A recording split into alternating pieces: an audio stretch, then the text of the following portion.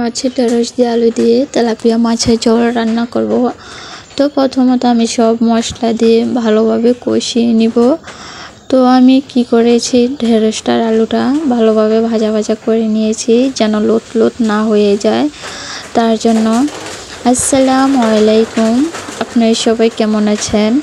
আমিও আল্লাহর রহমতে ভালো আছি। আমার ভিডিওটি কাছে কিংবা দূরে, দেশ কিংবা দেশের বাইরে যারা দেখছেন তাদেরকে অসংখ্য ধন্যবাদ। যেহেতু ঢেঁড়স আলু আগে থেকেই ভাজা ভাজা করা, তার জন্য দোনোটা একসাথেই দিয়ে দিলাম।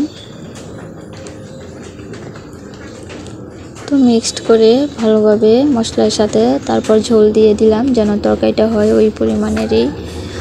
আমার ভিডিওটি যদি ইউটিউব চ্যানেল থেকে দেখে থাকেন প্লিজ সাবস্ক্রাইব করে পাশে থাকবেন।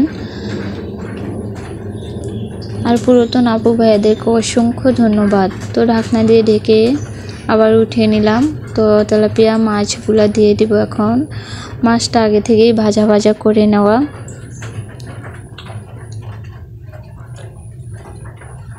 তো এদিকে বৃষ্টি পড়ছে, জানি না ঈদের দিন কি হবে। বৃষ্টি থাকলে তো কোনো কথাই না, এত কষ্ট হয়ে যাবে, কিছু করার নেই, এভাবেই করতে হবে। তো আমার ভিডিওটি যদি ফেসবুক পেজ থেকে দেখে থাকেন ফলো দিয়ে পাশে থাকবেন। এদিকে আমার রান্নাটা হয়ে গিয়েছে। আল্লাহ হাফেজ।